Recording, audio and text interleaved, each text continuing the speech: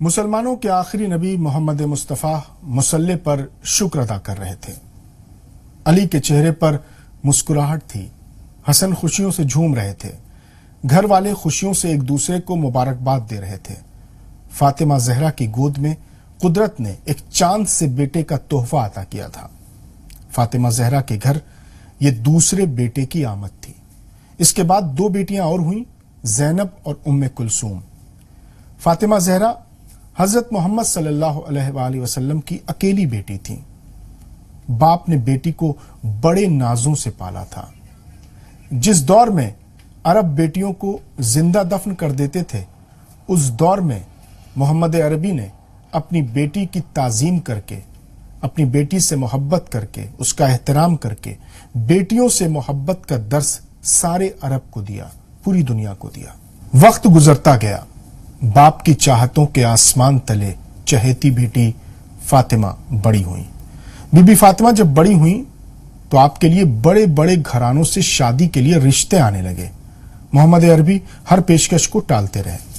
ادھر سردار قریش حضرت ابو طالب کے بیٹے امام علی بھی بڑے ہو چکے تھے اور محمد عربی کے شانہ بشانہ سائے کی طرح ساتھ رہنے لگے۔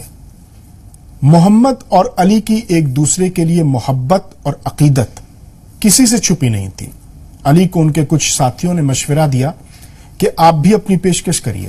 امام علی نے جواب دیا کہ جب بڑے بڑے شہزادوں کے پیغام کا کوئی جواب نہیں ملا تو میں تو ایک محنت کش ہوں، میں مزدور ہوں، میرے پاس کیا ہے۔ لیکن ساتھیوں نے اصرار کیا تو علی نے اپنی خواہش رسول اللہ سے ظاہر کر دی۔ رشتہ قبول ہوا، شادی ہوئی، زندگی خوشگوار گزرنے لگی۔ جو بھی دیکھتا وہی کہتا کہ یہ جوڑا فرش پر نہیں عرش پر بنا ہے۔ زندگی گزر رہی تھی، زمانہ بڑی تیزی سے بدل رہا تھا۔ فاطمہ زہرا کے بیٹوں کو نانا محمد نے نواسوں کی طرح نہیں بلکہ اپنی اولاد کی طرح، اپنے بچوں کی طرح، اپنی بیٹوں کی طرح پالا۔ مسجد جاتے تو حسن حسین ساتھ، محفل میں شریک ہوتے تو دونوں نواسے ساتھ، بازار جاتے تو دونوں نواسے ساتھ۔ محبتوں، شفقتوں، دلار اور پیار کے ساتھ نواسوں کی پرورش ہوئی۔ لیکن دنیا میں ہمیشہ کون رہتا ہے؟ موت پر حق ہے۔ علی کی گود میں محمد مصطفیٰ نے آخری سانسیں لی۔ بچے قدموں سے لپٹے رو رہے تھے، وہی چہتے نواسے اپنے نانا کے قدموں پر گرے رو رہے تھے۔ فاطمہ زہرا کے گھر میں صف ماتم بچھ گیا۔ پیغمبر اعظم کے بعد تو دنیا ہی بدل گئی۔ گھر والوں سے لوگوں نے ایسے نظریں پھیر لی جیسے پہچانتے ہی نہ ہوں۔ ابھی نانا کے غم میں بچوں کی آنکھیں سوکھی بھی نہیں تھیں کہ پیاری ماں کی جدائی کا غم بھی ان بچوں کو اٹھانا پڑا۔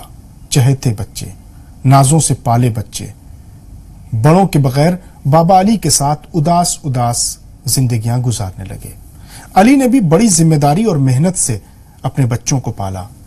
مدینہ چھوڑ علی بچوں کو لے کر عراق کے شہر کوفہ آ گئے، لیکن خاندان محمد کے دشمن پیچھا کرتے ہوئے وہاں بھی پہنچ گئے۔ ایک روز علی صبح کی نماز پڑھنے کے لیے مسجد گئے کہ وہیں پر حملہ نے آپ پر زہر میں بجھی تلوار سے ایسا حملہ کیا کہ آپ زخموں کی تاب نہ لا سکے اور حملے کے تیسرے دن آپ شہید ہو گئے۔ علی کے یتیم بچوں کا اب کوئی سہارا نہیں رہا۔ بچے واپس مدینے لوٹ گئے، لیکن یہاں بھی انہیں سکون سے نہیں رہنے دیا گیا۔ بزرگوں کے بعد بچوں پر گہرا صدمہ اس وقت پڑا جب بڑے بھائی حسن کو زہر دے کر شہید کر دیا گیا۔ بس یہیں سے کربلا والے حسین کا امتحان شروع ہو گیا۔ بڑے بھائی حسن کی شہادت کے بعد اب ساری ذمہ داریاں حسین پر تھیں۔ اب زمانہ حسین کا دشمن ہے، وہی حسین جس کی ولادت پر جھومے تھے محمد، مسکرائے تھے علی، سجدے میں گئی تھی فاطمہ، خوشیاں منائی تھیں حسن نے۔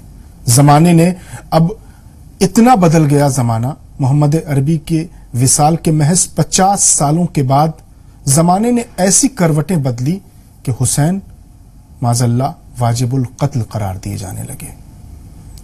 زمانے نے محمد اور علی کی دشمنی کا سارا بدلہ حسین سے لینے کا فیصلہ کیا۔ اگلے ایپیسوڈ میں ہم آپ کو تفصیل سے بتائیں گے۔ فاطمہ کے چین کو، نبی کے نور عین کو، فاطمہ کے چین کو، نبی کے نور عین کو، خدا حسین کو سلام۔